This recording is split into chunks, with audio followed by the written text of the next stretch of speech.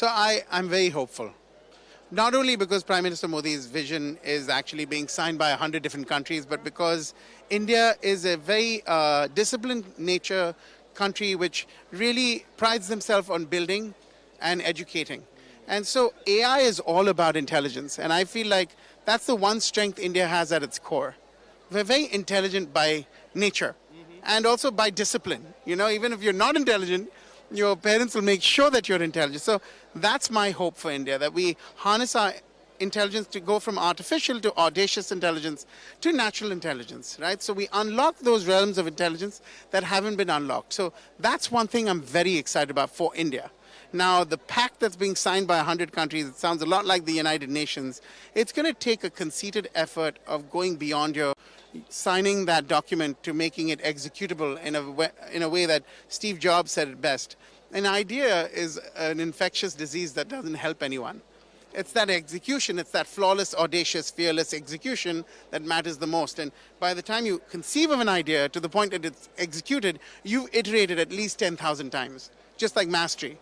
10,000 hours. So I think that's what India has, that grit, that ability to actually execute and have the discipline and the foresight as well as the wherewithal to do it, to get it done. And that's what I'm excited about with the Indian populace, like the population of India, the minds of India. And, you know, we want to build AI for the world, not just for us. Democratize it for everyone. Thank you so much for joining us. It's a great pleasure to talk to you here on NewsX World. Pleasure. Thank you so much. And viewers, with that, we wrap up this edition of the World Report. Stay tuned to NewsX World.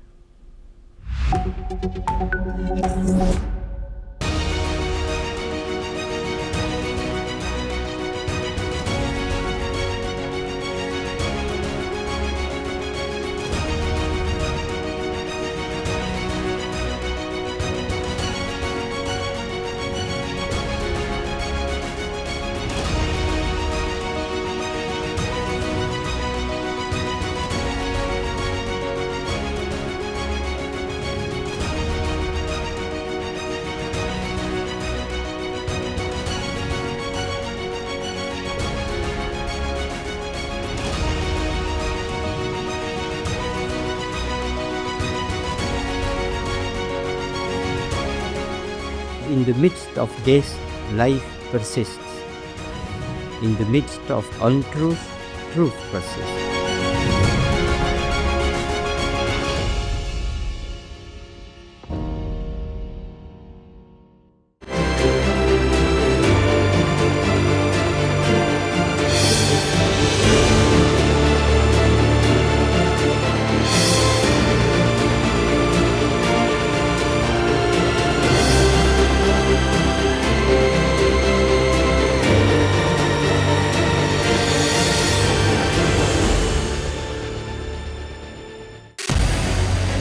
What we can do as the Interparliamentary Union to strengthen democracy, to promote human rights, to ensure.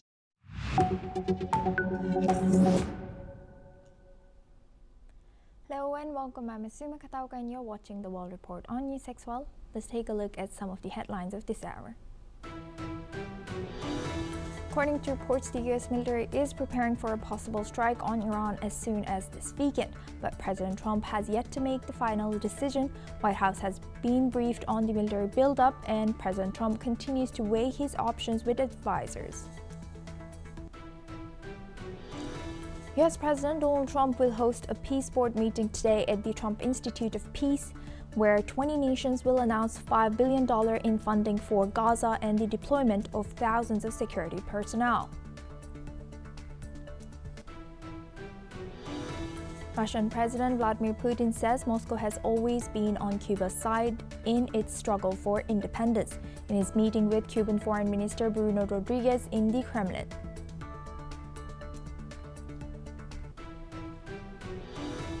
Ukrainian President Volodymyr Zelensky says that the result of US-backed peace talks held in Geneva are not sufficient during an evening address on his social media.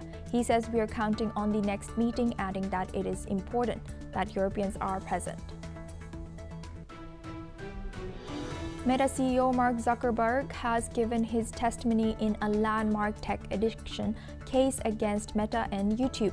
Zuckerberg said that he had regretted Meta's slow progress in identifying underage users on Instagram as he faced accusations that his company deliberately hooked children to the platform. All 104 matches of the 2026 World Cup will be sold out, FIFA President Gianni Infantino says, even though tickets are still available ahead of the tournament's June 11 kickoff.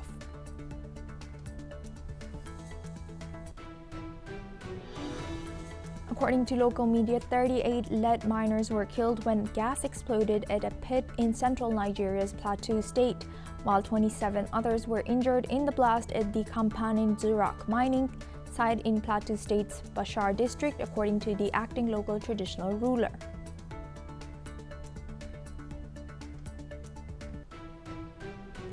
Now for this hour, we start with the breaking news coming in from U.S. A federal judge in California has struck down a key decision backing the Trump administration's hardline immigration policy.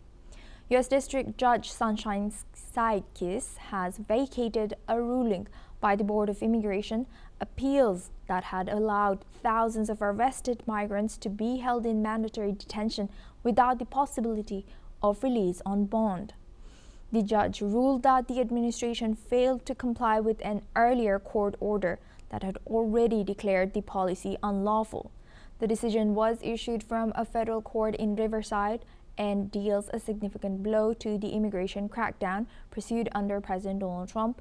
The ruling reaffirms that detainees must be given a fair chance to seek release, including the option of a bond hearing. We have another breaking news coming in from Venezuela. A high-profile U.S. military delegation made a surprise visit to Venezuela this week for security talks, U.S. officials have said. While Marine General Francis Donovan, head of U.S. Southern Command, accompanied a senior Pentagon official to Caracas for a meeting with Venezuela's interim president Delcy Rodriguez, Defense Minister Vladimir Padrino, and Interior Minister Diosdado Cabello to discuss collaboration on drug trafficking, terrorism, and migration.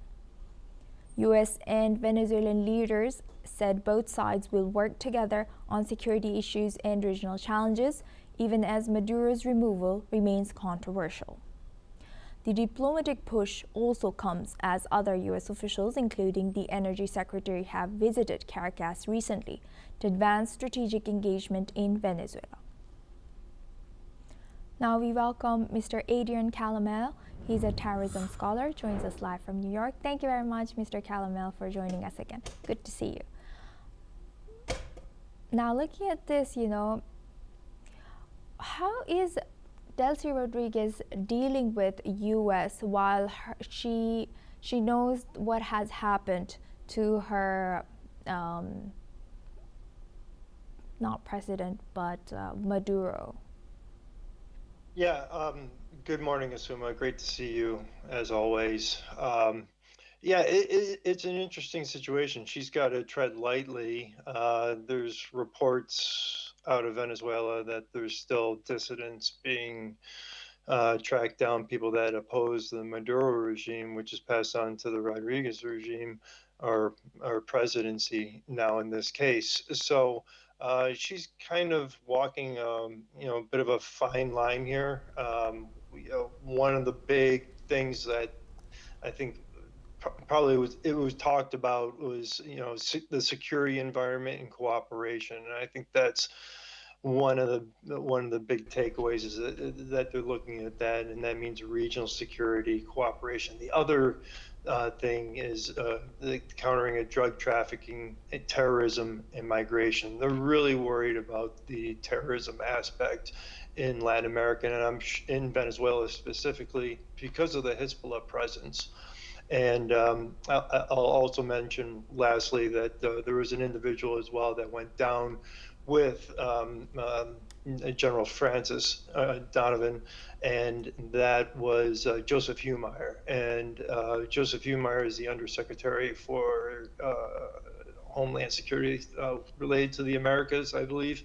And I don't think there's a more I don't think there's a better expert in the world to really dive into the influence of Hezbollah and the IRGC, the Islamic Republic, at a time when we're looking at possible strikes on the other side of the world and what that could mean to our embassy. So I think that was discussed as well, enhanced security around our embassies in case Tehran decides to go to the playbook of asymmetric hitting embassies, which has been a practice in the past.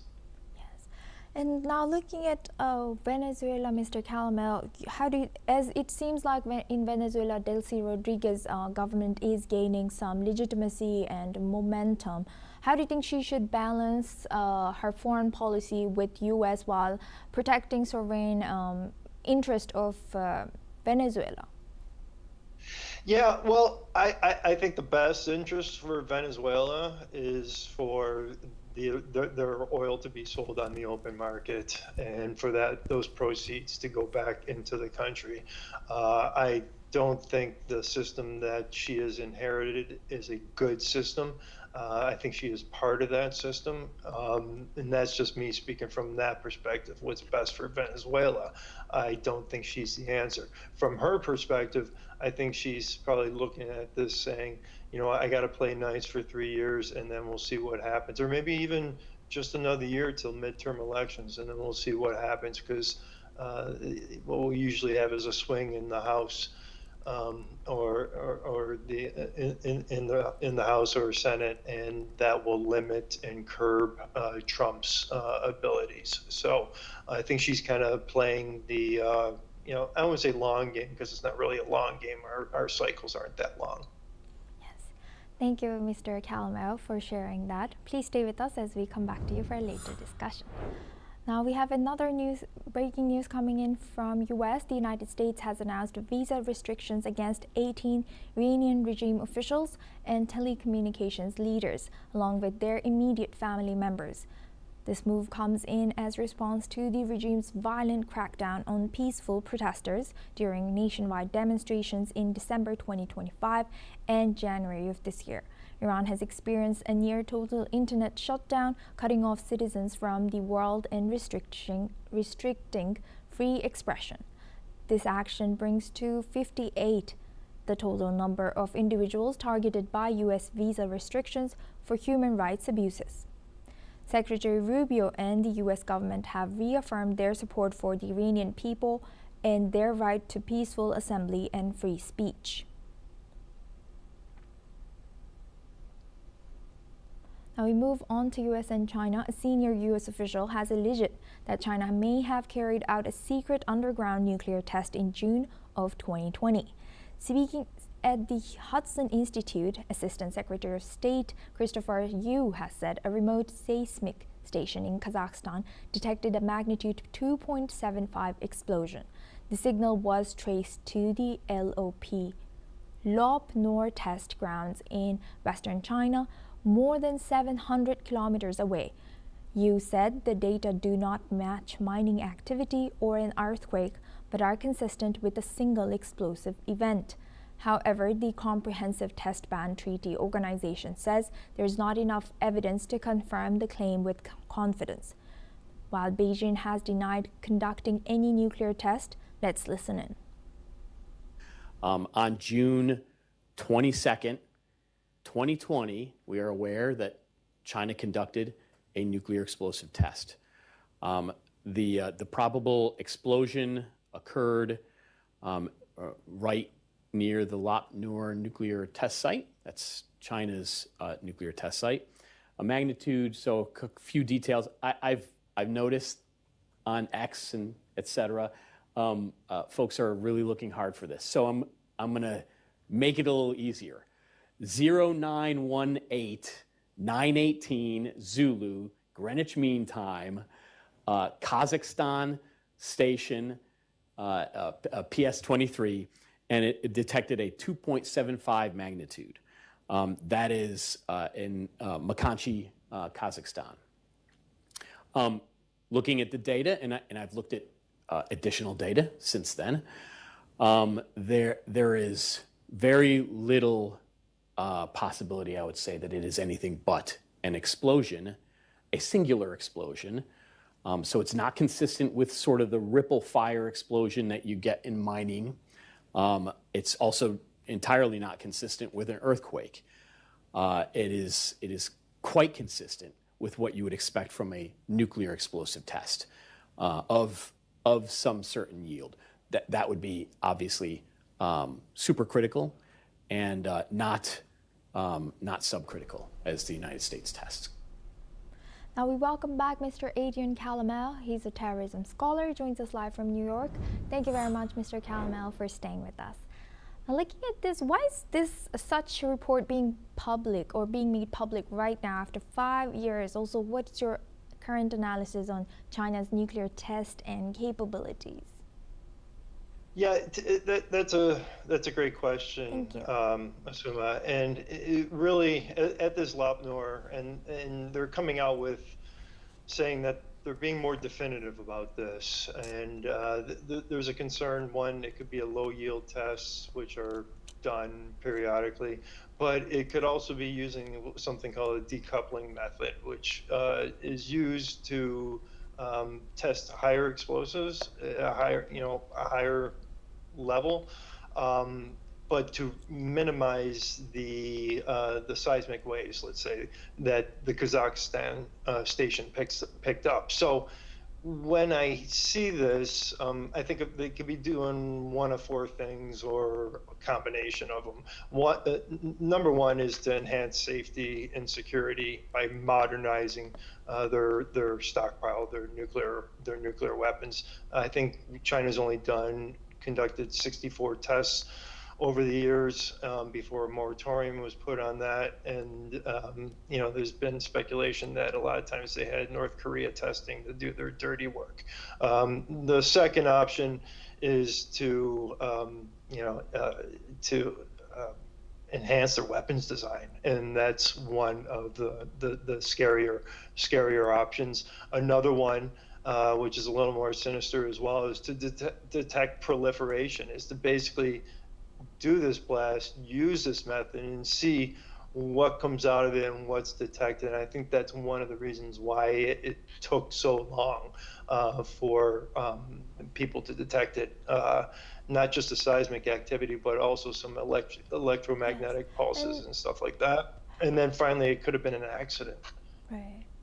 Thank you for sharing that scenarios as well. And Mr. Calamel, lastly, how important and critical is it for the Trump administration now to bring in China to a new treaty that Trump is maybe making with US and Russia, the nuclear treaty? Yeah, I think that's important. I think with a country like China, it's going to be a lot easier to do that. It's not going to be easy, but it's going to be a lot easier than doing with the Islamic Republic, who doesn't have a nuclear weapon yet, but cheats every single step of the way to trying to get to that position. What we want is non-proliferation. And if China wants to improve their safety protocols, then I say, yeah, let's open up the books and make sure we get to some type of agreement on this. But we'll see if we get to that point. Yes. Thank you for highlighting that and sharing that insight throughout our news. Thank you very much, Mr. Calamel. Now we move on. The UN Security Council has met amid growing concerns over Israel's actions in the West Bank. UN Political Affairs Chief Rosemary DiCarlo has warned that Israeli moves risk undermining peace efforts. Even as a fragile ceasefire continues in Gaza, she has described Israeli actions as a gradual de facto annexation, particularly in areas like Hebron. British Foreign Secretary Yet Cooper has stressed the need to prevent further destabilization. The U.S. has defended its approach, with Ambassador Mike Waltz highlighting the Board of Peace's focus on action. Meanwhile, Russia and Palestine has condemned the Israeli policies, calling them a breach of international law. Let's listen in. This is a pivotal moment in the Middle East. After years of devastating conflict and immense human suffering, there is an opening, one that could allow the region to move in a different direction. But that opening is neither assured nor indefinite. The decisions taken in the coming weeks by the parties and by members of this Council will determine whether it is sustained. Our collective efforts must now consolidate the ceasefire in Gaza and alleviate the suffering of the population. We need concrete progress towards stabilization and recovery, consistent with international law, to lay the foundations for lasting peace. The Board of Peace meeting in Washington, D.C. tomorrow is an important step. Now, for this, we welcome retired Major General and Dr. Rajan Kochhar. He's a senior strategic and international affairs expert, joins us live from New Delhi. Thank you very much, Dr. and Major General Kochhar, for joining us again. Now, looking at this once again, UN is stating a warning, yet Israel moves forward with such move and annexation of Palestinian land, indigenous land. What are we to make of this? And also, what do you think Israel should and how could UN stop such? Thank you, Subha. The point here is that if you look at what is happening in the West Bank in the last about 1 to 2 years, you will see a pattern and you will understand why Israel is doing it right now. Last year, there were 144 Israeli settlements, which have gradually increased to 210 as of date. And there are more than 100 Israeli outposts here. They keep on checking the movement of Palestinians, and some sort of harassment is being made to the people or the Palestinians who are staying in the West Bank. Approximately 7.7 lakh settlers are there right now. And this move of Israel is basically aimed at a faster migration of settlements into West Bank. And especially if you look at the law, it's quite contestable because it has restarted a land registration process in the occupied West Bank, the first since 1967. So this is important to understand that since 1967, this is the first time such a move is actually taking place. Now, what can the international community do to stop this, and what can the UN do to stop this? Because it's very, very clear now that Israel has the tacit approval of the United States. And with regard to the two-nation theory, I don't think that is being visualized. Now in the Security Council, United States has veto powers. So in case United States is on board with Israel as far as this is concerned, which is most likely, nothing will happen as far as UN is concerned because this resolution is going to be vetoed. So UN can only make statements. UN will not be able to enforce it. In case UN cannot enforce it, then how do we stop it? The next option comes, Board of Peace. Now, a Board of Peace is being talked about in glowing terms, but as far as I'm concerned, that a peace in Gaza is also fragile, and if you look at the members of the Board of Peace, they are totally dominated by United States and Israel. So I don't think any of the members in Board of Peace are going to be heard or their voice will matter as long as Trump decides that this has to carry on. So a Board of Peace also, I think, if you put it in the equation, it is out. What is the third option now? We discussed UN, we discussed Board of Peace. A third option is all the Muslim countries have have now gone united and spoken against the resolution. Now my point here is speaking by itself doesn't mean anything. Some kind of tangible measures have to be taken, something like an emergency meeting of the Organization of Islamic Countries, GCC countries also meeting, something like that, and trying to put pressure on Israel. Because these kind of individual statements which are coming from countries, we have seen it happening earlier also when the Gaza war was on and the Palestinians were being killed in huge numbers. So I think ultimately there is a little which can be done here. And my last point is that there is a warlike situation happening in Iran. So Israel is taking advantage of this present situation because the focus is on Iran as of now, and Iran also is unlikely to intervene in this present case because it has its own problems to look after. So Iran is not really bothered about the Palestinian issue any longer because Iran has larger issues to address. Yes. So I think this is a problem here, and unfortunately I don't see any solutions to this problem as of now. Thank you very much, Major General Dr. Kochar, for sharing that. Please stay with us as we stay on this topic. Now, Israel's Foreign Minister Gideon Sa'ar has accused the United Nations of denying Jewish rights in the West Bank. Sa'ar has called the UN biased and anti-Semitic, accusing many countries of rejecting the Jewish people's historical and legal right to live in the land.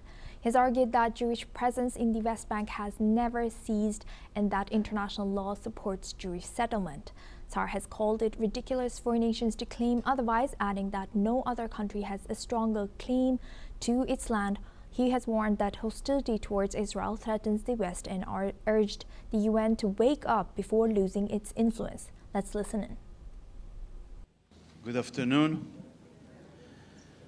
I came to the United Nations today, which is unfortunately infected with an anti-Israeli obsession, to speak the truth, present the facts, and defend our rights.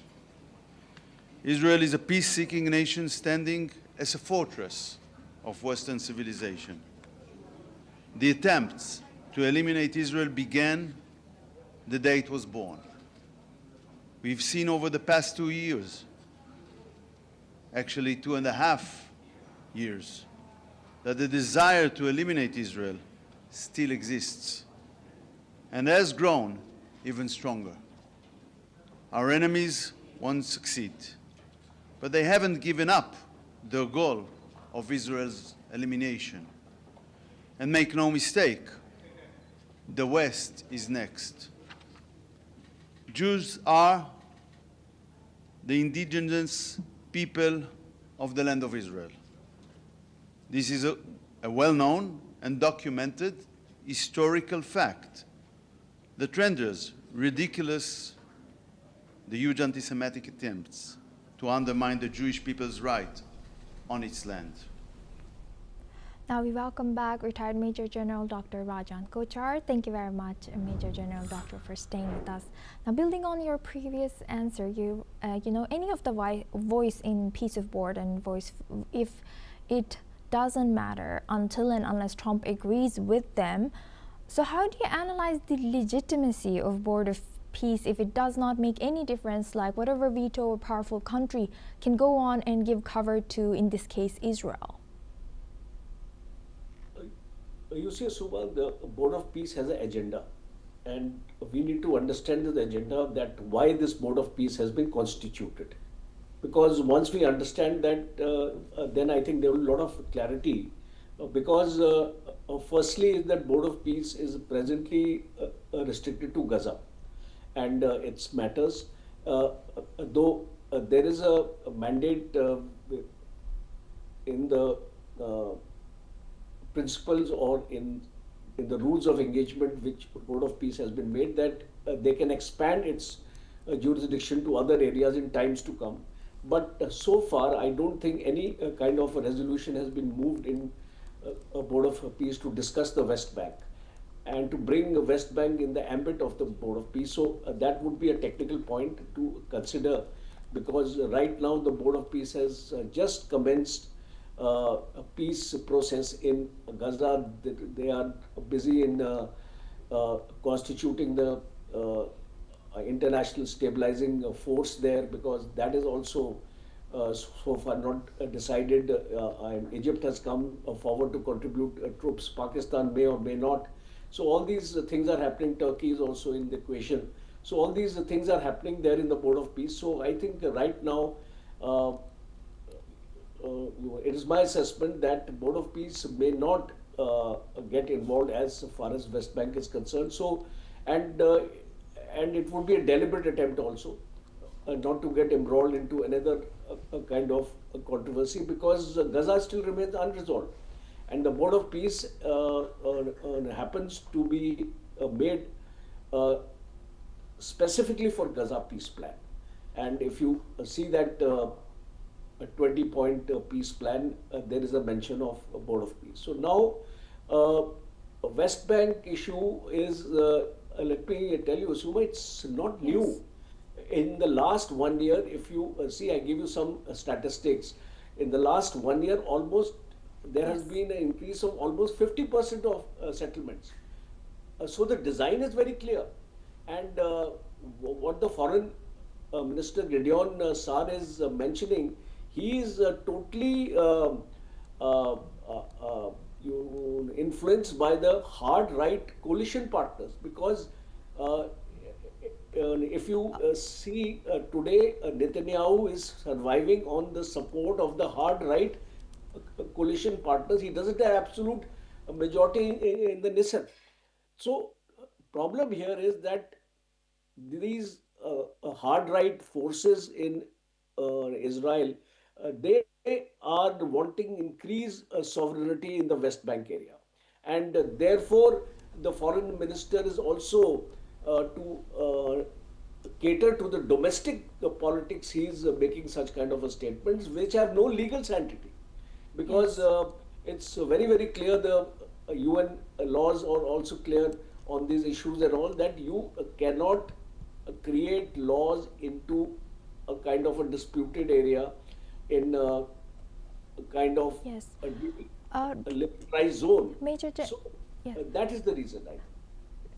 Unfortunately, Major General Doctor, we are cutting through to Prime Minister Narendra Modi, who is about to address the gathering at Bharat Mandapam in AI Impact Summit. Let's cut across. Millions, where our goal is not competition through technology, but building bridges of harmony across humanity. We now present a short film on the AI Impact Summit 2026. Thousands of years ago, when power was measured by conquest, Bharat measured it by understanding. Stone rose into temples as disciplined geometry. Cities were planned as living systems. It was here that the void was given a name: Shunya, the zero. Before medicine became a science, life was understood as a system. The body learned stillness through yoga. The mind learned clarity. From Nalanda to the digital age, India has built shared tables of learning. And when the world broke, this wisdom became a shield. Care crossed oceans with open hands. Because when India heals, it heals the world. India reached for Mars, carrying 1 billion dreams with it. Those dreams were built in the streets, the farms, and the palms of 1 billion hands.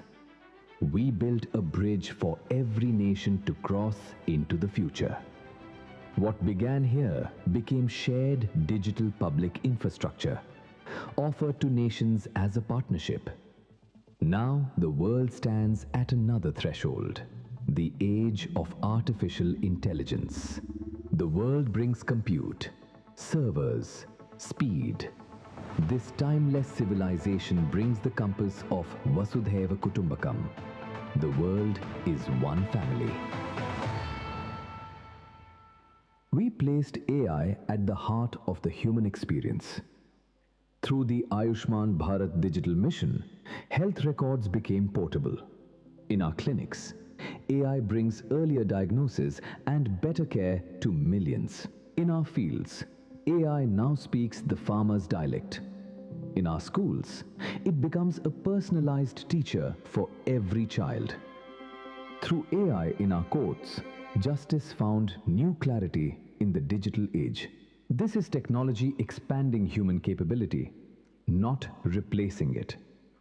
When systems are designed for all, humanity moves forward. Not upward for a few, but forward for many. As intelligence scales beyond borders, a larger responsibility emerges to ensure it remains democratic, inclusive, and accountable. This is AI for good. India does not lead to stand apart. It leads to hold the circle together, ensuring that the Global South has a voice as a co-author of the intelligence age. From the creation of zero to the governance of intelligence, this is India. This is Bharat. As leaders, innovators, and nations gather for the India AI Impact Summit 2026, this is our moment to build a world of progress, prosperity, and happiness for all.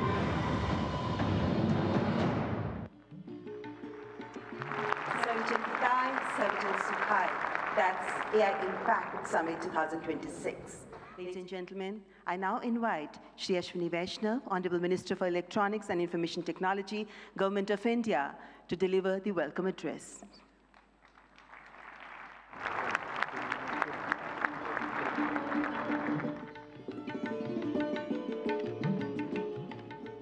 Namaskar. Honorable Prime Minister Shri Narendra Modi ji, Honorable President Macron, President Pamelin, respected heads of states and heads of government, honorable ministers, distinguished delegates, friends from the industry, media, and dear students.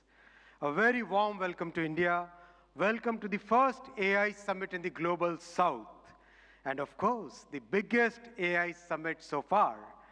We have participation from 118 countries. Thank you all for making this summit a grand success. Friends, AI is a foundational technology.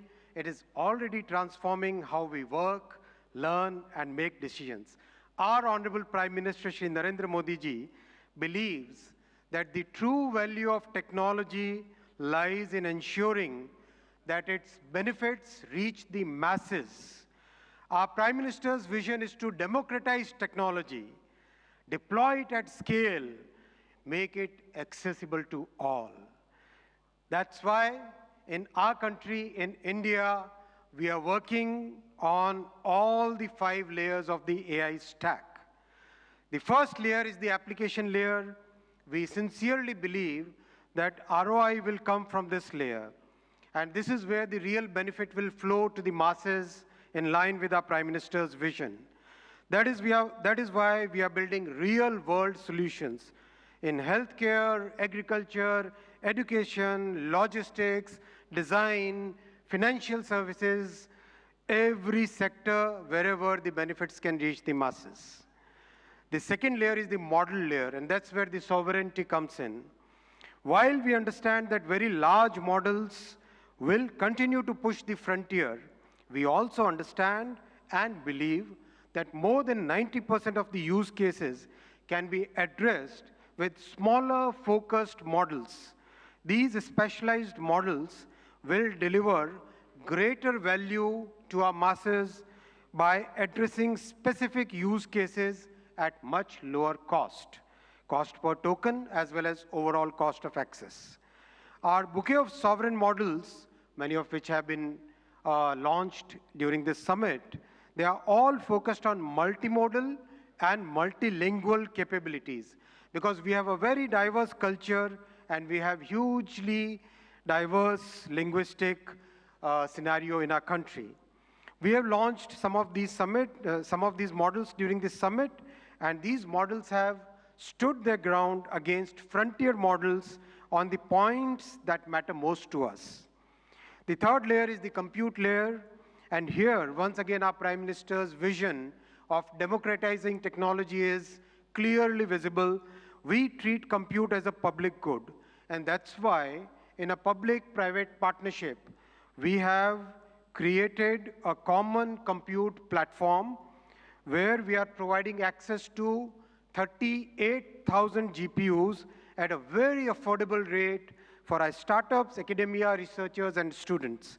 And we will be adding another 20,000 GPUs to this common compute platform. The fourth layer is the infra layer with our talent pool and very trusted policies. And recently, our Honorable Prime Minister has announced during the budget a very big policy shift towards getting the world's data to India, to reside in India, to be processed here, and to deliver high-value services to the entire world. We expect large investments in data centers in the coming months. The fifth layer is the energy layer.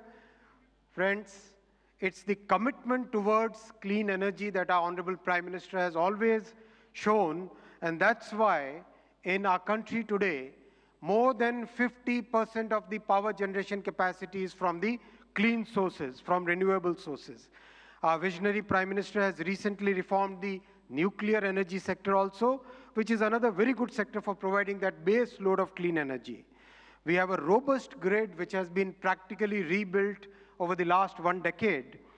In this context window, this is the context window in which we are building our AI ecosystem. Stanford University AI Index places India among the leading countries in AI adoption, AI talent, and AI diffusion. But we are also conscious of the challenges which are facing our IT industry. And to mitigate it, we are working with the industry and academia to upskill, reskill, and to build a new talent pipeline for this new intelligence age. While we harness the benefits of AI, we must also find collective solutions for mitigating the risks. By placing human safety and dignity at the heart of AI, we can move forward with conviction. Together, through this summit and through all the collective efforts and through the vision of our Honorable Prime Minister, let us shape an AI future of the humans, by the humans, and for the humans. Thank you very much.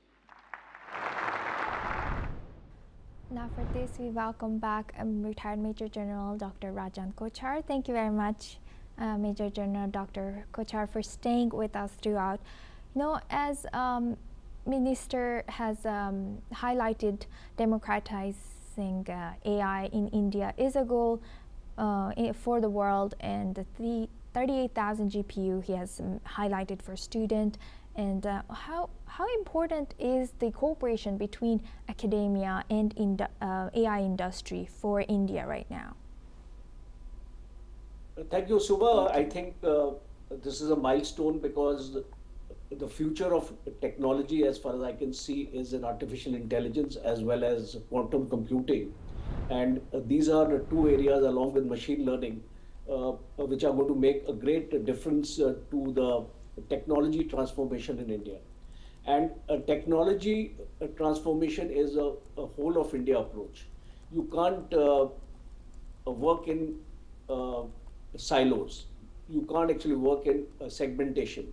So you'll have to have a very, very close collaboration between the academia, the industry, and the government, because these are the three main pillars as far as your AI is concerned, because from where this technology will come, academia will play a very important role in identifying various algorithms, which languages, learning neural models. As the minister has also mentioned, the 8 critical areas I see where the industry and the academia can come together is the energy and compute area, the infrastructure and the cloud systems, the models and especially the foundation models we are talking about here.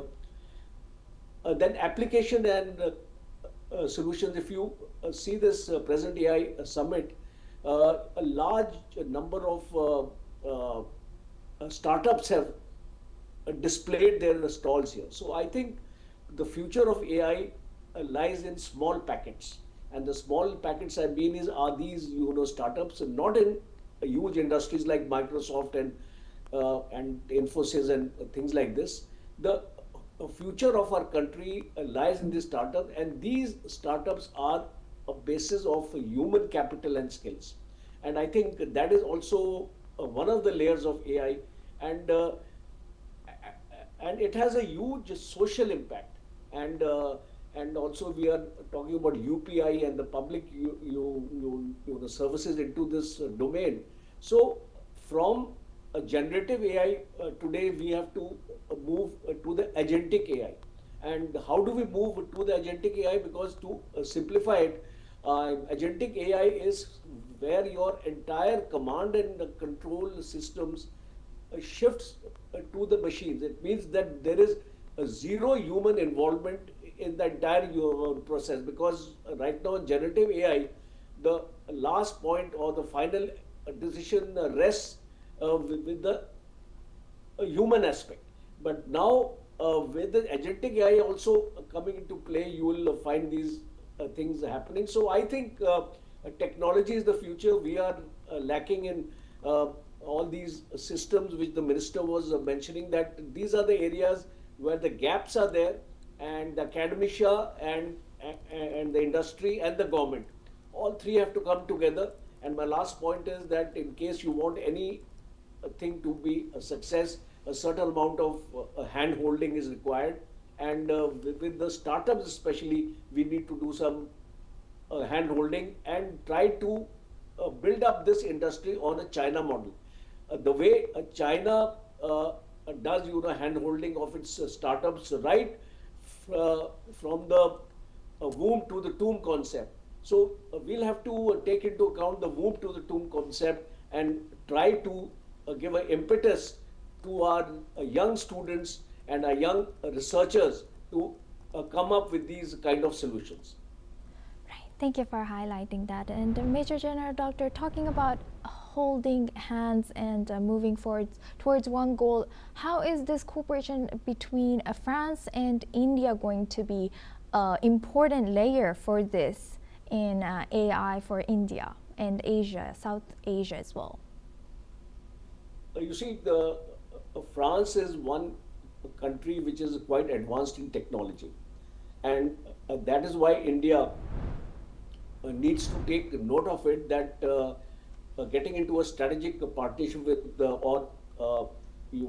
upgrading this strategic partnership, as was mentioned in today's newspaper. This upgrading of this strategic partnership is very important, because we have already identified the areas where we have to collaborate with France. The basic areas being energy sector, technology sector, and the defense cooperation.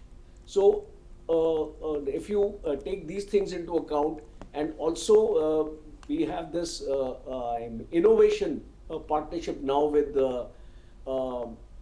France, and this sort of innovation is the need of the hour. So both these countries, I think, can get together. India is looking for joint ventures. India is looking for France to come and invest in India, take up collaboration, and for example, Saffron and Tata Advanced Systems are coming together to manufacture hammer missiles in India.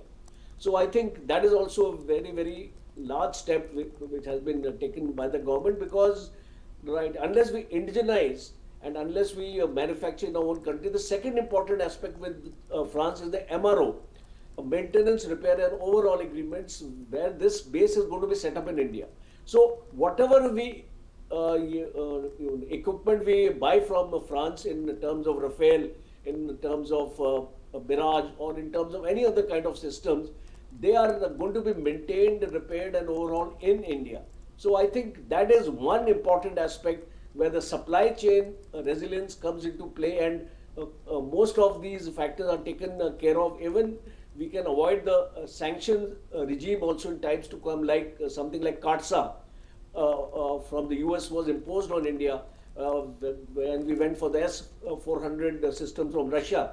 So once we start manufacturing all this in India, and France is a window of opportunity we have, and we must cash on this particular aspect as of now. Yes. And you know, you also highlighted another thing, which was the gaps that exist today. So talking about those gaps, how crucial will it be for India to maintain this momentum and making sure that further brain drain doesn't occur? And you know, the amazing bright talents for India that India invests on, like in IIT across India, etc. They are able to stay in India, get a good job in India, good paying job in India, and give back to India and pass that on. This is the crux of the problem, Asuma, which you have identified, because unfortunately we are not able to retain our talent in the country. We are because enough of job opportunities are not being made available. Firstly, secondly, we don't cater to the requirements of this high-tech industry, because there the demands is a good environment to actually work on, availability of funds, and good salaries, because ultimately these are the factors as we Maslow's hierarchy of needs, if we actually study that. So these are these important needs which we'll have to fulfill of our young researchers and scientists, and avoid making them actually go outside. So I think the first and foremost aspect starts from making our education system more responsive to technology, because today we are following a rote system, and we tend to emphasize on theory, more on theory and less on application. So I think in times to come, India will have to take a large call. NEP 2020 is there, but it's not taking off. So we have to think with greater clarity in our application-based learning. Second is upskilling as far as artificial intelligence is concerned, because technology changes very fast, and it doesn't wait for anybody, because every year we have a new iPhone. So we have to continuously upskill ourselves. For that, we need better infrastructure in this country and a better educational focus. Because most of these industries have, educational institutions have become commercial, and therefore, yes, you have to be commercial, but at the same time, don't compromise on your quality standards and your certification, because these certifications are extremely important, and they have to be very, very strictly enforced, because unfortunately I'm seeing everybody is able to get a certification without being qualified to actually get that. So we need to get into this zero-sum game. The entire thing has to be analyzed in this manner to ensure that there is an all-round effort to bring about this effort, outcomes. Yes, 100%. We will be eyeing that. Thank you very much, Dr. Major General, for highlighting that. We'll be cutting across once again to the AI Summit, as there will be another statements. Capabilities of most humans for most things. We're increasingly close to what I've called a country of geniuses in a data center, a set of AI agents that are more capable than most humans at most things and can coordinate at superhuman speed. That level of capability is something the world has never seen before, and brings a very wide range of both opportunities and concerns for humanity. On the positive side, we have the potential to cure diseases that have been incurable for thousands of years, to radically improve human health, and to lift billions out of poverty, including in the global south, and create a better world for everyone. On the side of risks, I'm concerned about the autonomous behavior of AI models, their potential for misuse by individuals and governments, and their potential for economic displacement. India has an absolutely central role to play in these questions and challenges, both on the side of the opportunities and on the side of the risks. As a sign of our commitment, we just this week opened an office in Bengaluru and hired Irina Ghosh, who has spent 3 decades building businesses in India as our managing director for Anthropic India. We've also announced partnerships with major Indian enterprises this week, including Infosys and others. On the opportunities, one dynamic that we have observed is that technology and practices pioneered in India have historically set a standard for the global south and have helped to diffuse technology and humanitarian benefits through the global south. We're therefore we have been partnering with for several months, nonprofits such as the X-Step Foundation, Pratham, and Central Square Foundation to use our models to advance digital infrastructure, education, agricultural efficiency, and health, in the hopes of spreading AI's benefits across the global south, starting with India and diffusing out to the rest of the global south. We're also partnering with Karya and the Collective Intelligence Project to build evaluations and metrics of our model Claude's performance on India's many regional languages. On practical and locally relevant tasks, we'll benchmark like agriculture, legal tasks, and educational content. On the risks, India is the world's largest democracy and can be a partner and leader in addressing the global security and economic risks of the technology. We'd like to work with India on testing and evaluation of models for safety and security risks in the tradition that was started by many global and national AI security institutes that have been stood up around the world.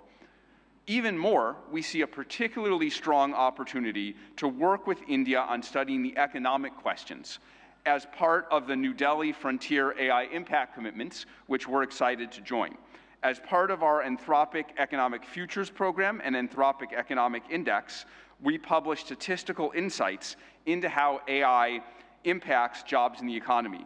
We're excited to increasingly share this information, exchange information with the Indian government to share insights and inform evidence-based policymaking, convene meetings with economists, labor leaders, and policymakers to adjust, to adapt to the economic impacts of AI. We believe that AI will greatly grow the economic pie, including in India and the global south, but that because it is happening so fast, it may lead to a time of disruption. And we need to work together between companies and the government to better manage that time of disruption and bring better prosperity smoothly to all. I and Anthropic are very grateful to be part of all these efforts, and I'm honored to be here and working on these questions with all of you.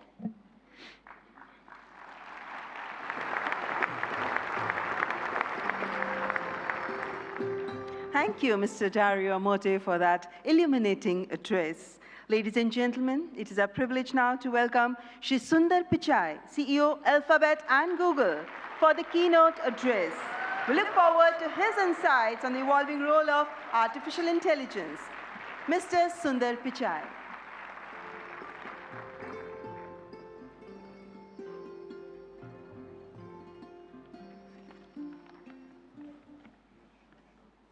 Namaste. Thank you, Prime Minister Modi and distinguished leaders. It's wonderful to be back in India. Every time I visit, I'm struck by the pace of change, and today is no different.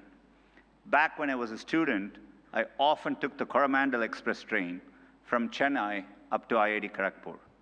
To get there, we passed through Visakhapatnam, Vizag. I remember it being a quiet and modest coastal city, brimming with potential. Now in that same city, Google is establishing a full-stack AI hub, part of our $15 billion infrastructure investment in India. When finished, this hub will house gigawatt-scale compute and a new international subsea cable gateway, bringing jobs and cutting-edge AI to people and businesses across India. Sitting on that train, I never imagined Vizag becoming a global AI hub. Just as I couldn't have imagined that one day I'd be spending time with teams figuring out how to put data centers into space. Or taking my parents for a fully autonomous car ride in San Francisco. Seeing a Waymo right through my 83-year-old dad's eyes, I saw the progress in a whole new light. Of course, he said he'd be more impressed if it worked on India's busy roads. Still working on that one, Dad. The progress shows what's possible when humanity dreams big. And no technology has me dreaming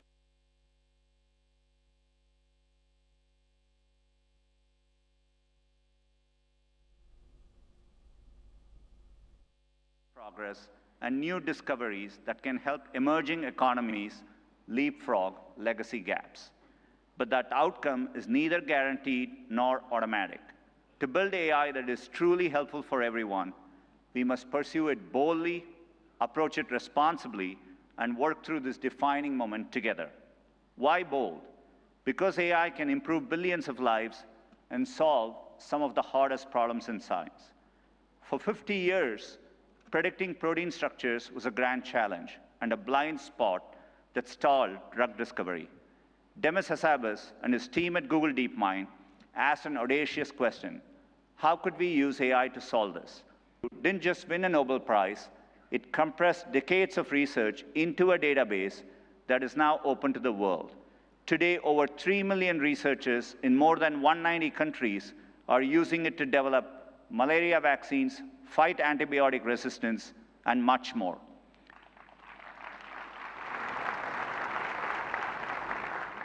And we are asking similarly bold questions across the scientific stack, from cataloging DNA disease markers to building AI agents that act as true partners in the scientific method. We must be equally bold in tackling problems in regions that have lacked access to technology. Take El Salvador, where Google has partnered with the government to bring affordable AI-powered diagnosis and treatment to thousands who could never afford to see a doctor. Or in India, where our work together is helping farmers protect their livelihoods in the face of monsoons. Last summer, for the first time, the Indian government sent AI-powered forecasts to millions of farmers, possible in part because of our neural GCM model. I see language inclusion as another exciting ambition. In Ghana, we are collaborating with universities and NGOs to expand research and open source tools across more than 20 African languages. We need this bold thinking in more places to tackle more problems across health, education, economic opportunity, and more. Technology brings incredible benefits, but we must ensure everyone has access to them. We cannot allow the digital divide to become an AI divide. That means investing in compute infrastructure and connectivity. I mentioned our Vizag investment, and we have others in Thailand, Malaysia, and more. We're also building a vast network of subsea fiber optic cables, including 4 new systems between the US and India, as part of our America-India Connect initiative announced yesterday. Responsibility also means navigating profound economic shifts. AI will undeniably reshape the workforce, automating some roles, evolving others, and creating entirely new careers. 20 years ago, the concept of a professional YouTube creator didn't exist. Today, there are millions around the world. Training is crucial. We have trained, and our new Google AI professional certificate will help people master AI in their jobs, available globally. Finally, trust is the bedrock of adoption.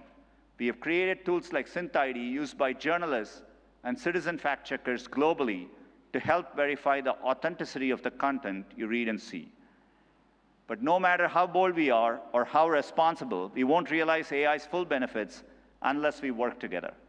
Governments have a vital role that includes as regulators, setting important rules of the road and addressing key risks.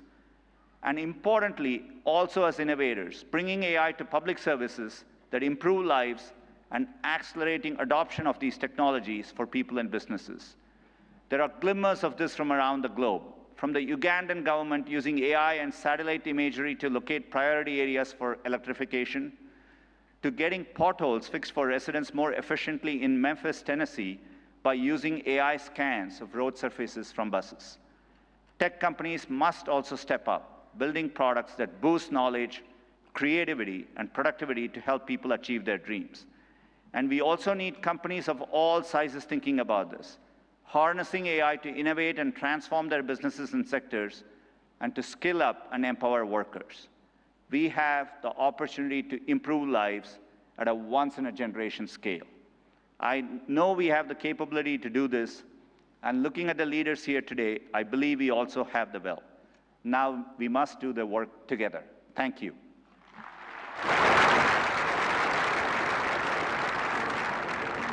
Thank you, Mr. Sundar Pichai, for that warm and insightful address.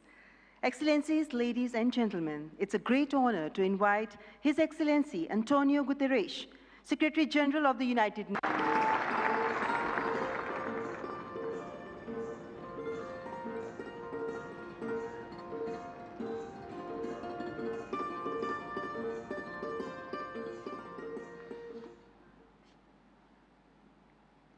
Prime Minister Modi, thank you for your kind invitation and congratulations for India's leadership organizing the first AI summit in the Global South.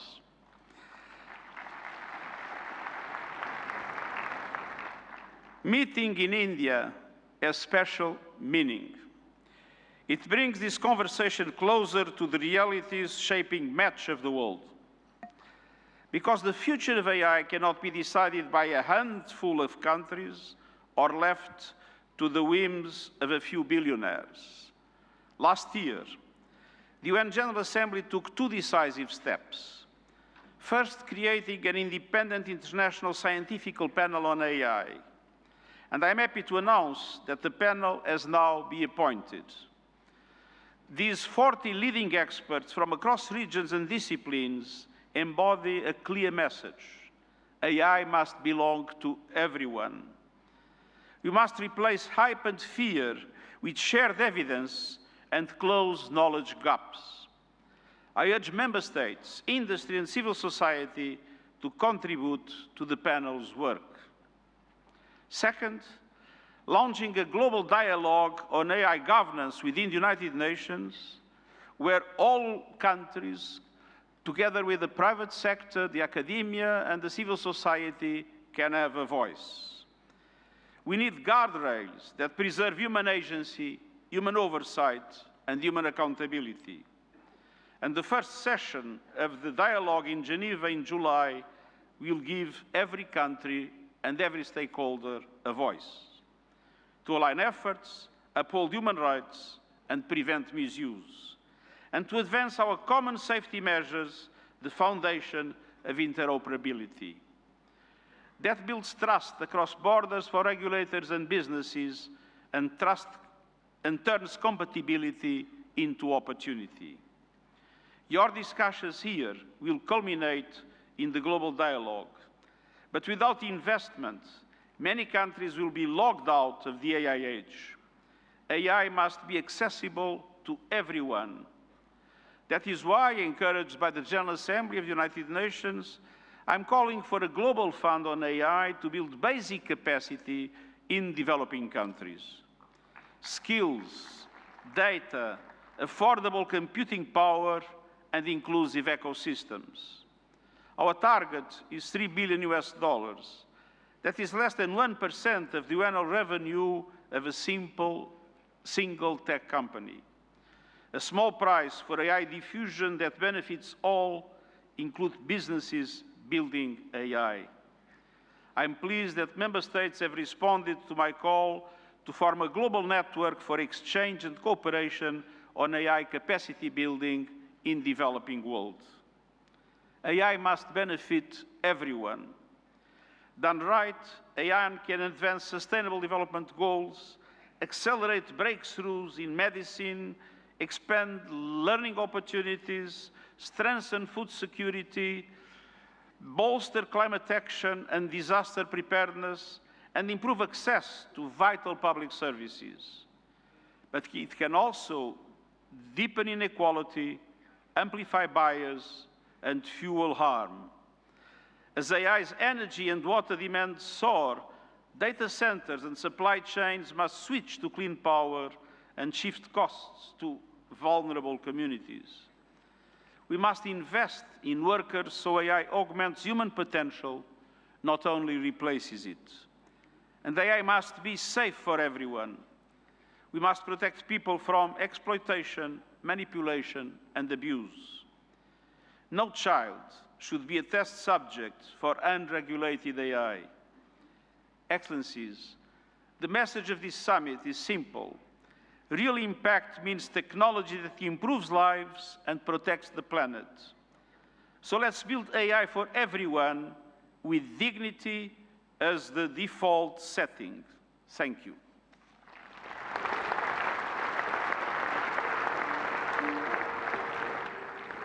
Thank you, His Excellency Antonio Guterres, for your gracious address.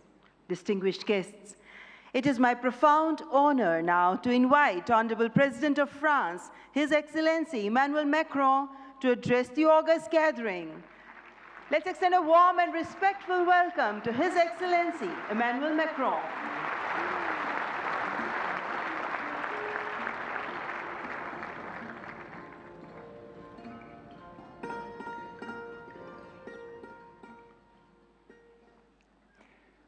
Mr. Prime Minister, dear Narendra Modi, Head of State and Government, Ministers, Ambassadors, CEOs, ladies and gentlemen, Namaste.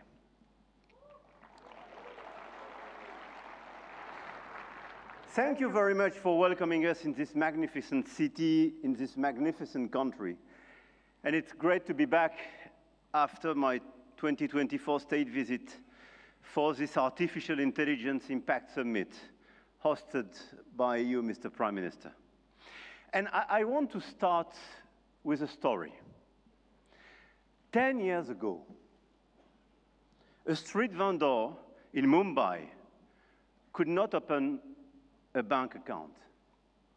No address, no papers, no access. And today, the same vendor accepts payments on his phone, instantly.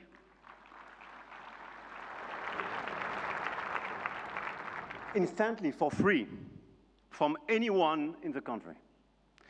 That is not just a tech story. That is a civilization story.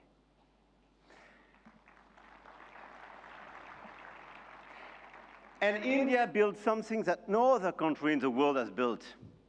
A digital identity for 1.4 billion people. A payment system that now processes 20 billion transactions every month. A health infrastructure that has issued 500 million digital health IDs. Here are the results. They call it the India Stack, open, interoperable, sovereign. That, dear friends, is what this summit is about. We are clearly at the beginning of a huge acceleration, and you perfectly described it during your interventions. But let me just recap during 1 year what happened. Last year, when France and India co-hosted the AI Action Summit in Paris, we set a global guiding principle for technologies that would transform our societies and our economies. We said then artificial intelligence will be an enabler for our humanity to innovate faster, to disrupt healthcare, energy, mobility, agriculture, public services for the good of mankind. Both of us, we do believe in this revolution. 1 year ago, the landscape started to shift. The US announced Stargate, China launched DeepSeek, AI has become a major field of strategic competition, and big tech got even bigger. And a lot of them are in this room and still accelerated during the last year. AI, GPU, chip tensions are now directly translated in geopolitical and macroeconomic terms. Sometimes for the best, sometimes for the worst, I have to say. But clearly 1 year ago, we demonstrated something else. Hegemony from any quarter, is not a fatality. There is a path for innovation, independence, and strategic autonomy. And this path, I'm convinced, is one of the countries like France and India must take together. And we've already achieved a lot. If we speak about models, you perfectly described the acceleration and the diversity of this model. India made a deliberate sovereign choice, SML, small language models, task-specific, designed to run on a smartphone. And India built the first government-funded AI and deployed 38,000 GPUs at the cheapest rates to every startup in the country, as you perfectly described, Mr. Minister. We took a complementary path. We invested in European large language models, Mistral, founded in Paris a little bit more than 2 years ago, is now valued at 12 billion euro, backed by Dutch leader ASML, German SAP, and French CMS AGM, serving over hundreds of major clients all over the place in Europe and elsewhere. They announced last week a new investment in data center in Sweden and a new acquisition of Koyeb, building an actual European AI cloud. India chose granular and smart, and Europe chose sovereign and scaled. But both chose independence, and both were right. And this is as well the cooperation with LLMs coming from the US, and through cooperation, but cooperation based on mutual respect and independence, which could pave the way for progress. After the model of the infrastructure, you just described all the infrastructure made by a lot of large companies in India, and all of us, we are building new infrastructure, computing capacity. 1 year ago in Paris, we announced $109 billion in AI investments, and we are delivering this project with a lot of data centers, 58 billion euro in 2025, powered by our decarbonated nuclear energy. With a great asset, and this is very important indeed, to have low carbon and available energy. Last year, France exported 90 terawatt-hours of low carbon energy and pilotable energy, which is a huge opportunity to build faster and bigger data center. At the European level, 200 billion euro have been committed with the arrival of the Alice Lecoq exascale supercomputer, key component of our AI factory ambition shared with Netherlands and Greece, and we share the computer with them. Models, infrastructures, talents. India trains hundreds of thousands of AI engineers every year. With 500,000 engineers, India has the second largest developer community in the world. In France, we are doubling the number of AI scientists and engineers trained, and we've now more than 1,100 AI startups thriving in France, creating dozens, thousands of jobs. Armatan AI partnering with Dassault, Gradium for voice AI, Poolside, Ash, Hugging Face. I could quote a series of these unicorns and large caps, and this is clearly one of our strengths. In quantum computing, the next frontier, France is not placing one bet. We are placing four technologies. 4 French companies, Pascal, Pandela, Alice and Bob, Quobly, and one ambition, to make Europe a quantum power, which is also the ambition of AMI Labs, Advanced Machine Intelligence Labs, from our dear Yann Lequin for Frontier Research. The smartest AI is not the most expensive. It is the one built by the best people and for the right purpose. Models, infrastructure, talents, capital, and adoption. This is where the Indian model is truly revolutionary, providing solutions for everyone in the country. From 200 million of Indian farmers in their own dialect to travel advice for 400 million of pilgrims, or AI diagnostics for rural clinics, all running on India's digital public infrastructure, open rails, near zero cost. Adoption is key, and being inclusive is key. In Europe, Our AI factories optimize energy grids, transform logistics, reinvent healthcare administration. And we are proving you can build a competitive AI industry while protecting your citizens' data. And opposite to what some misinformed friends have been saying, Europe is not blindly focused on regulation. Europe is a space for innovation and investment, but it is a safe space. And safe spaces win in the long run. I'm sure of that. Now, the point of this summit was not only to say, let's do more. It was to say, let's do better together. AI may be a powerful accelerator of productivity and a major shift for labor markets. This is why access to AI for all is critical. France and India share a common vision, a sovereign AI used to protect our planet and to foster prosperity for all. In health, we launched the Indo-French Institute for AI in Health, a partnership between Sorbonne's Brain Institute and AIIMS Delhi, and the partnership between ASH and St. John's Research Institute in Bangalore will use AI to transform hospital administration as well. In language, we jointly launched Current AI for sustainable and sovereign AI access. And this year, we announced an open hardware tool for translation into Indian languages and dialects, because AI that doesn't understand dialects is not AI for all. And this is why we do endorse this initiative for diversity in language. In sustainability, our Coalition for Sustainable AI now has more than 200 supporters. Today, with India and UNESCO, we launch an international challenge for sustainable AI models. Last year in Paris, we called it action. This year in Delhi, we call it impact. But the real name is simpler, AI together. AI and digitalization will be a key theme for the months to come. And the key theme of the Africa Forward Summit we will co-host with Kenya in Nairobi in May. The continent, the African continent, with the youngest population that will double in 25 years, deserves the best digital tools.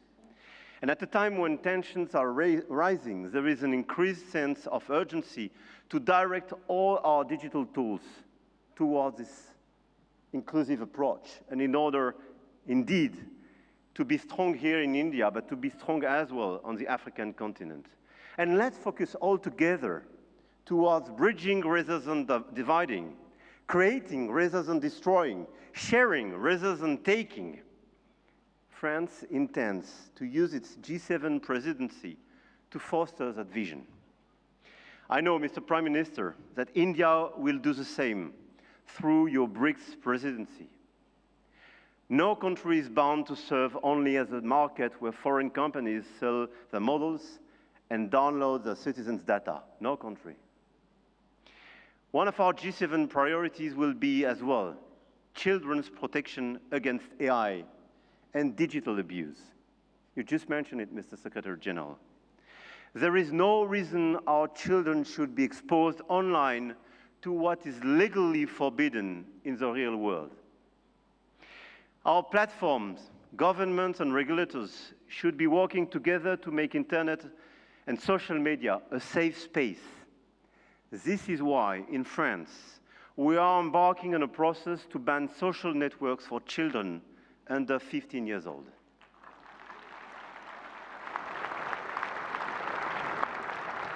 And we are committed here in this journey with a lot of several European countries being present here today. Greece, Spain.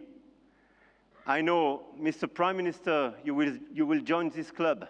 And this is a great news that India will join such an approach in order to protect children and teenagers.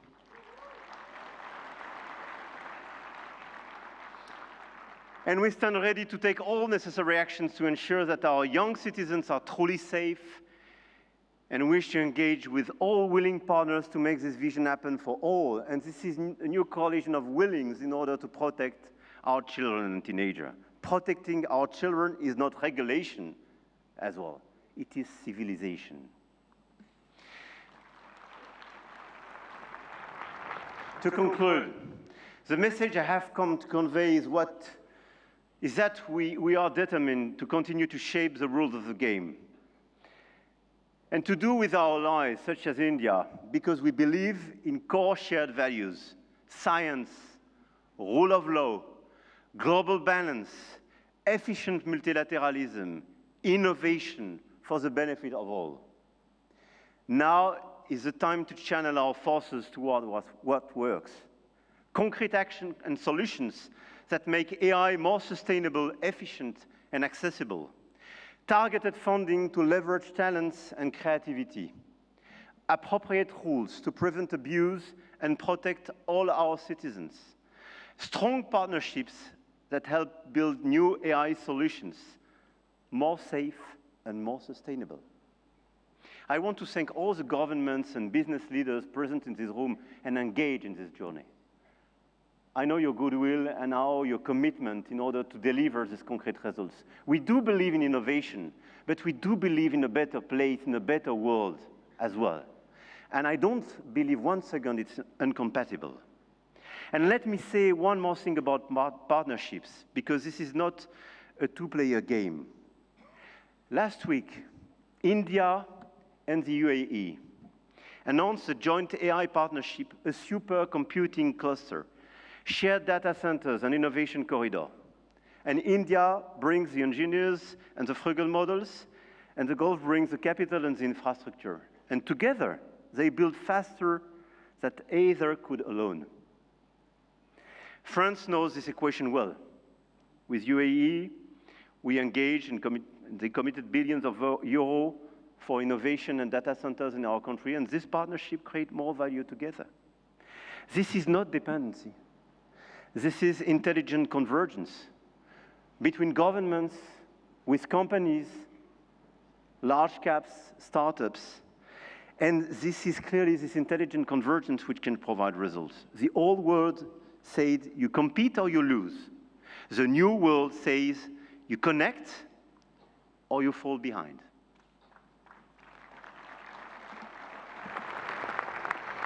And I started with a story about a street vendor in Mumbai. 10 years ago, the world told India that 1.4 billion people could not be brought into the digital economy.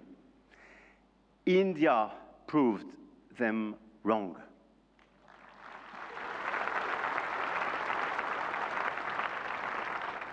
Today, some say AI is a game only the biggest can play. That you need $400 billion to be in the race, that nothing can exist between the two blocks, India, France, Europe, together with our partners, those who believe in our approach. Companies, governments, investors might have a different way. The money race is important and we cannot discount it. But the outcomes and real value creation for our population is even more.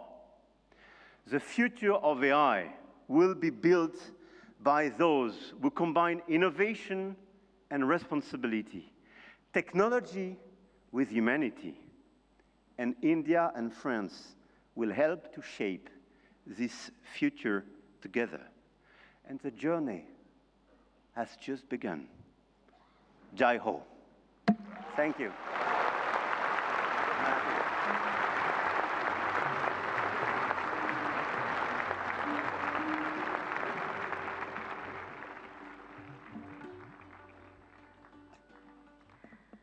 Thank you, His Excellency Emmanuel Macron, for your visionary address and for strengthening the spirit of international cooperation in shaping the AI-powered future. Ladies and gentlemen, may I now invite Shri Ashwini Vaishnav, Honorable Minister for Electronics and Information Technology, to announce the New Delhi Frontier AI commitments.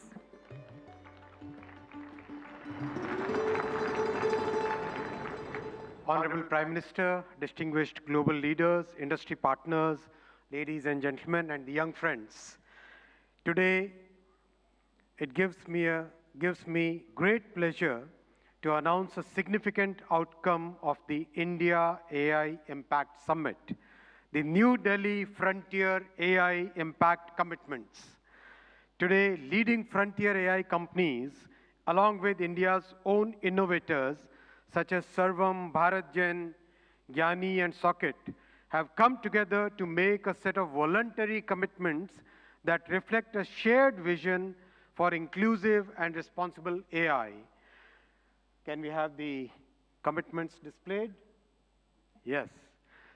These are two significant commitments. First, advancing understanding of real-world AI usage through anonymized and aggregated insights to support evidence-based policymaking on jobs, skills, and economic transformation.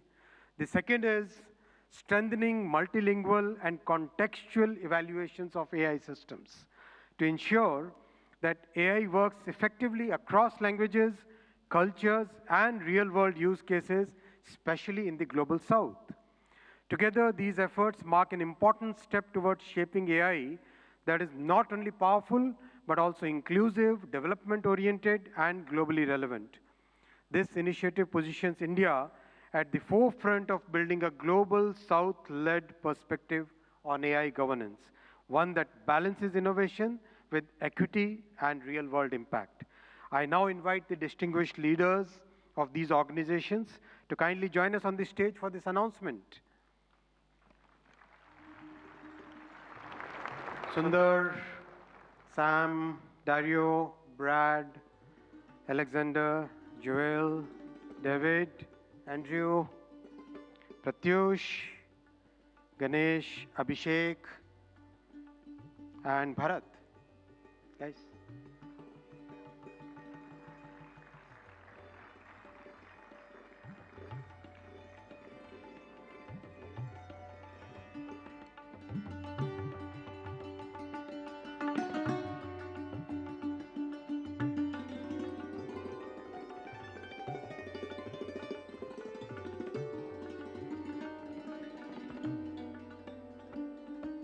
I now invite Honorable Prime Minister of India, Shri Narendra Modi ji, to join the leaders in this major commitment out of the AI Impact Summit.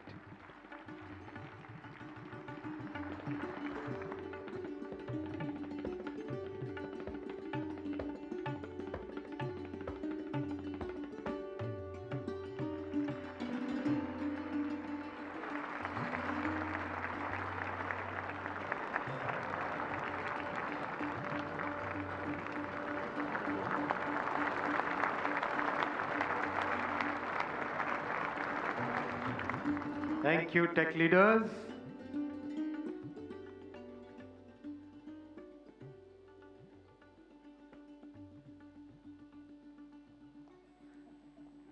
Friends, the leader who gave this vision to the world, I now invite Honorable Prime Minister for your inaugural address.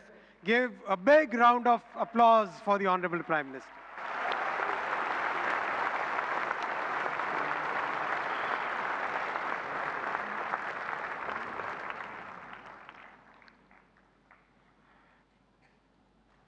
Excellencies, honorable ministers, industry leaders, innovators, entrepreneurs, researchers, delegates, अन्य सभी महानुभाव, देवी और सज्जनों, नमस्ते।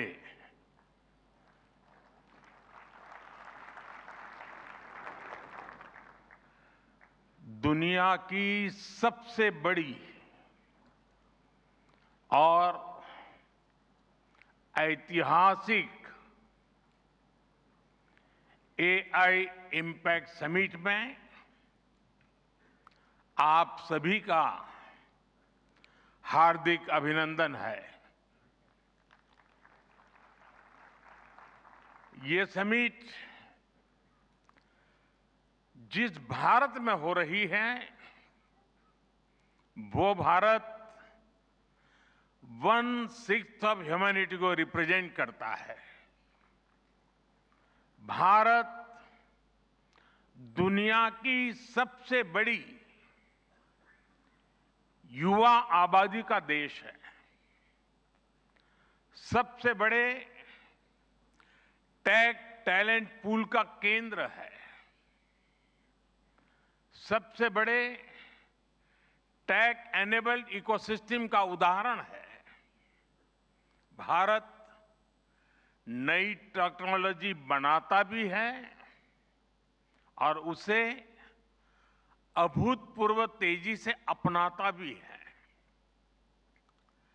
नई technology के प्रति उत्सुक 140 करोड़ भारतीयों की ओर से मैं आप सभी heads of governments, global AI ecosystem के लीडर्स और इनोवेटर्स का इस समिट में स्वागत करता हूं, आपका आभार व्यक्त करता हूं। इस समिट का भारत में होना भारत के साथ ही पूरे ग्लोबल साउथ के लिए गर्व का विषय है। इस समिट में एआई जगत के हुज हू यहां पर मौजूद है। दुनिया के 100 से ज्यादा देशों का रिप्रेजेंटेशन, दुनिया के कोने कोने से यहां आए महानुभाव इसकी सफलता को नई ऊंचाई पर ले जा रहे हैं। इसमें यंग जनरेशन की जो उपस्थिति हमने देखी है वो एक नया विश्वास पैदा करती है। आमतौर पर नई टेक्नोलॉजी को लेकर कुछ लोगों में शुरुआती में संदेह होता है, लेकिन जिस तेजी और भरोसे के साथ दुनिया की युवा पीढ़ी एआई को स्वीकार कर रही है, उसकी ओनरशिप ले रही है, एआई का इस्तेमाल कर रही है, वो अभूतपूर्व है। यहां एआई समिट की एग्जीबिशन को लेकर भी बहुत उत्साह रहा है। खासकर यंग टैलेंट बहुत बड़ी संख्या में आया है। एग्रीकल्चर, सिक्योरिटी, दिव्यांगजनों की मदद, मल्टीलिंगुअल पॉपुलेशन की तमाम जरूरतों से जुड़े जो भी सॉल्यूशंस यहां प्रेजेंट किए गए हैं वो इस फील्ड में मेड इन इंडिया की ताकत और भारत की इनोवेटिव कैपेबिलिटीज का बहुत बड़ा उदाहरण है। साथियों, मानव इतिहास में हर कुछ शताब्दियों के बाद एक टर्निंग पॉइंट आता है और वो टर्निंग पॉइंट सभ्यता की दिशा रीसेट करता है और वहीं से विकास की रफ्तार बदलती है। सोचने, समझने और काम करने के पैराडाइम बदलते हैं और दिलचस्प बात यह है, जब हम ट्रांसफॉर्मेशन के उस दौर में होते हैं तब उसके वास्तविक इंपैक्ट का अंदाजा भी नहीं होता। जब पत्थरों से पहली बार स्पार्क निकला, किसी ने नहीं सोचा था कि वही चिंगारी सिविलाइजेशनल की फाउंडेशन बनेगी। जब बोली को पहली बार लिपि में बदला गया, किसी ने नहीं जाना था कि रिटन नॉलेज फ्यूचर सिस्टम की बैकबोन बनेगी। जब पहली बार सिग्नल्स को वायरलेस ट्रांसमिट किया गया, किसी ने कल्पना नहीं की थी कि एक दिन पूरी दुनिया रियल टाइम में कनेक्ट होगी। साथियों, आर्टिफिशियल इंटेलिजेंस मानव इतिहास का ऐसा ही ट्रांसफॉर्मेशन है। आज जो हम देख रहे हैं जो प्रिडिक्ट कर रहे हैं वो इसके इम्पैक्ट का सिर्फ प्रारंभिक संकेत है। एआई मशीनों को इंटेलिजेंट बना रही है, लेकिन उससे भी अधिक मानव सामर्थ्य को कई गुना बढ़ा रही है। अंतर सिर्फ एक है, इस बार स्पीड भी अभूतपूर्व है और स्केल भी अप्रत्याशित है। पहले टेक्नोलॉजी का इम्पैक्ट दिखने में दशकों लगते थे। आज मशीन लर्निंग से लर्निंग मशीन तक का सफर तेज भी है, गहरा भी है, व्यापक भी है। इसलिए हमें विजन भी बड़ा रखना है और जिम्मेदारी भी उतनी ही बड़ी निभानी है। वर्तमान पीढ़ी के साथ ही हमें इस बात की भी चिंता करनी है कि आने वाली पीढ़ियों के हाथों में हम एआई का क्या स्वरूप सौंप कर जाएंगे।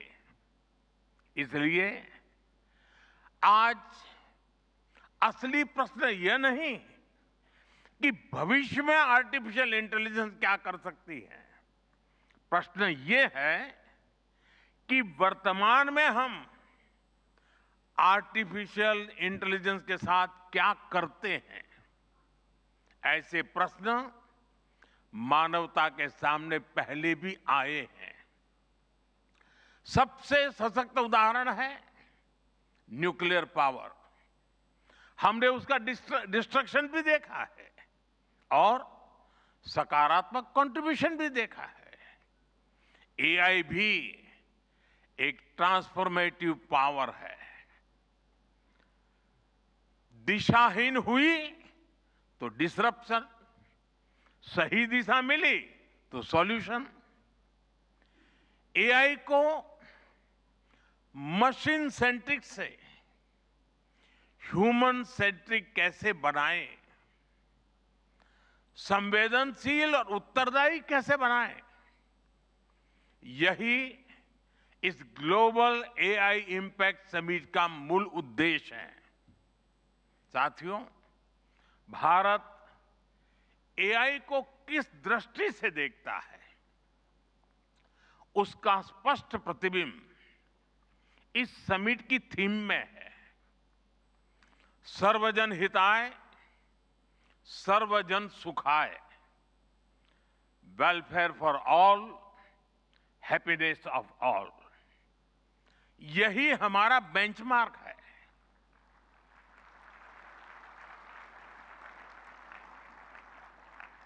एआई के लिए इंसान सिर्फ डेटा पॉइंट न बन जाए, इंसान सिर्फ रॉ मटेरियल तक सीमित न रह जाए।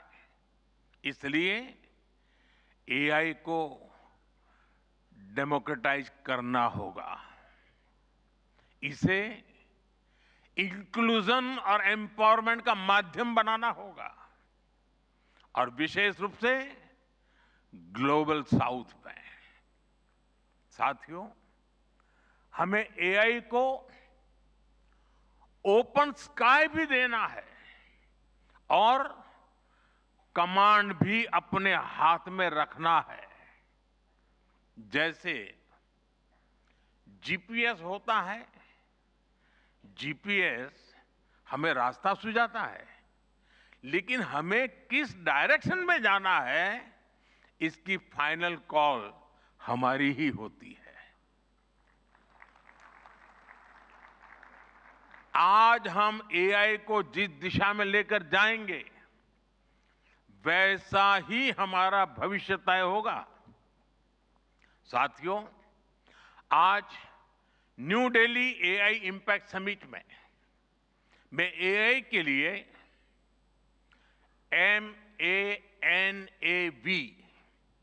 MANAV मानव मानव विजन प्रस्तुत करता हूं। मानव का अर्थ होता है ह्यूमन, और मानव विजन कहता है M moral and ethical systems, यानी एआई एथिकल गाइडेंस पर आधारित हो। ए अकाउंटेबल गवर्नेंस, यानी transparent rules, robust oversight. And national sovereignty, यानी जिसका डेटा उसका अधिकार। ए एक्सेसिबल एंड इंक्लूसिव, यानी एआई मोनोपोली नहीं, मल्टीप्लायर बने। वी वैलिड एंड लेजिटिमेट, यानी एआई लॉफुल और वेरीफाइबल हो।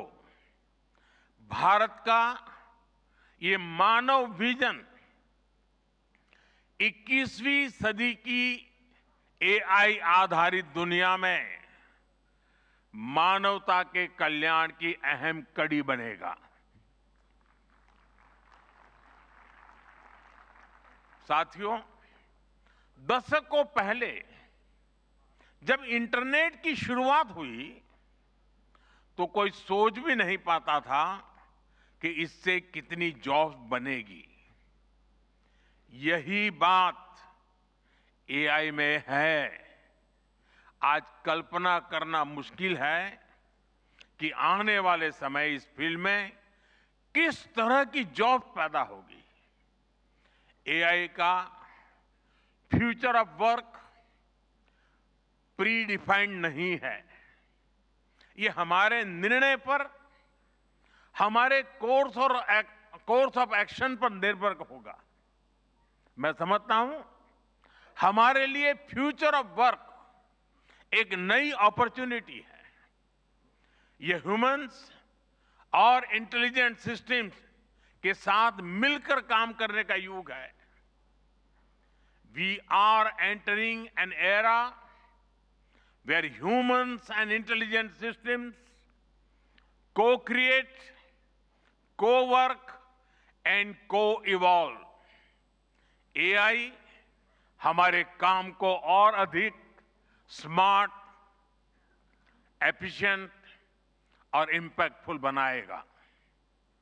हम बेहतर डिजाइन करेंगे, तेज बिल्ड करेंगे और बेहतर डिसीजन ले सकेंगे।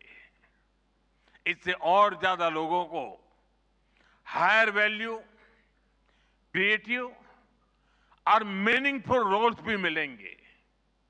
ये इनोवेशन, एंटरप्रेन्योरशिप और न्यू इंडस्ट्रीज के लिए बड़ा मौका है। इसलिए हमें स्किलिंग, रीस्किलिंग और लाइफ लॉन्ग लर्निंग को मास मूवमेंट बनाना होगा। साथियों, future of work inclusive, trusted और ह्यूमन सेंट्रिक होगा। अगर हम मिलकर आगे बढ़ें तो आर्टिफिशियल इंटेलिजेंस पूरी मानवता की क्षमता को नई ऊंचाइयों तक ले जाएगी। साथियों, कहा जाता है sunlight is the best disinfectant, यानी पारदर्शिता ही सबसे बड़ी सुरक्षा है। कुछ देश और कंपनियां मानती है कि एआई एक स्ट्रैटेजिक एसेट है, इसलिए इसे कॉन्फिडेंशियल तरीके से डेवलप किया जाना चाहिए। लेकिन भारत की सोच अलग है। हम मानते हैं कि एआई जैसी तकनीक तभी दुनिया के लिए लाभकारी होगी जब उसे शेयर किया जाएगा, जब कोड ओपन होंगे और शेयर किए जाएंगे, तभी हमारे मिलियंस ऑफ यंग माइंड्स उन्हें बेहतर और सुरक्षित बना पाएंगे। इसलिए आइए हम ये संकल्प लें कि एआई को ग्लोबल कॉमन गुड के रूप में विकसित किया जाएगा। साथियों, आज की एक बहुत बड़ी आवश्यकता ग्लोबल स्टैंडर्ड्स बनाने की भी है। डीप फेक्स और फैब्रिकेटेड कंटेंट ओपन सोसाइटीज में अस्थिरता ला रहे हैं। फिजिकल वर्ल्ड में हम फूड पर न्यूट्रिशन लेबल्स देखते हैं ताकि हमें पता हो कि हम क्या खा रहे हैं। ठीक उसी तरह डिजिटल वर्ल्ड में कंटेंट पर भी ऑथेंटिसिटी लेबल्स होने चाहिए ताकि लोगों को पता हो कि क्या असली है और क्या एआई से बनाया गया है। जैसे जैसे एआई ज्यादा टेक्स्ट, इमेजेस और वीडियोज बना रहा है, वैसे वैसे इंडस्ट्री में वाटरमार्किंग और क्लियर सोर्स स्टैंडर्ड्स की जरूरत बढ़ती जा रही है। इसलिए ये जरूरी है कि ये विश्वास टेक्नोलॉजी में शुरू से बिल्ट इन हो। साथियों, हमें चिल्ड्रन सेफ्टी के प्रति और अधिक सजग होना होगा। जैसे स्कूल का सिलेबस क्यूरेटेड होता है, वैसे ही एआई स्पेस भी चाइल्ड सेफ और फैमिली गाइडेड होना चाहिए। फ्रेंड्स, आज दुनिया में दो तरह के लोग हैं। एक, जिन्हें एआई में भय दिखता है, वो हमेशा वैसी बात करते हैं। ऐसे लोग जिन्हें एआई में भय दिखता है, और दूसरे वो जिन्हें एआई में भाग्य दिखता है। और साथियों, मैं जिम्मेवारी के साथ कहता हूं, गर्व